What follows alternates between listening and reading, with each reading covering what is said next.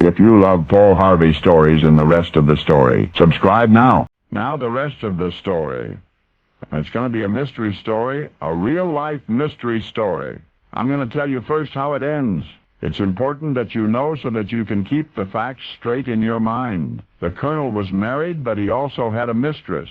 In fact, the colonel was just about to leave his wife for this other woman when his wife decided to kill him. You have this now? It's important. The colonel's wife wants to do away with her husband, so she conceives the perfect crime. The wife would make it appear as though her husband, the colonel, had murdered her and let the authorities do the rest. The colonel would be tried, convicted, executed. Then his wife could turn up later with feigned amnesia. Perfect crime, right? And mystery buffs, please don't feel cheated because you know more than you should. Despite all that you've heard, you'd never ever guess the rest of the story. One frosty night in December 1926, a car was found at the bottom of a chalk pit in Newlands Corner, England. Inside that car was a fur coat belonging to the colonel's wife.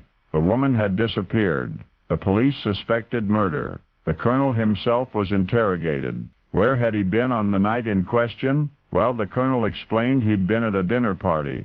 What was the occasion? The colonel appeared embarrassed because the dinner party was, well, for himself and his lady friend. They were going to announce their engagement. The detectives looked at each other. Was the colonel at the party all evening? No, he admitted. He had received a telephone call from his wife. She'd gotten wind of what was going on and was about to come to the party to make a scene. Naturally, the colonel had to go home for a while to calm his wife.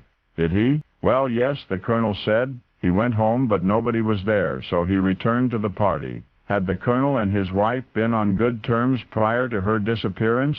Well, yes and no. Not exactly. They'd had their disagreements. In fact, they'd had quite a row the morning before the dinner party about the colonel's lady friend. If the detectives prejudged the colonel guilty, you can imagine why. His testimony was terribly incriminating. Meanwhile, a force of 2,000 was organized to search a 40-square-mile area for the missing body. The authorities dragged the deep water hole near the chalk pit where the car was found. Tracking dogs and light flames scoured the area. Publicity mounted steadily. The London newspapers were calling the incident the crime of the century. The Daily News offered £100 for any information leading to the solution of the mystery. And who was being asked not to leave town? The colonel, of course. Obvious motive, mistress involvement, no alibi. And of course,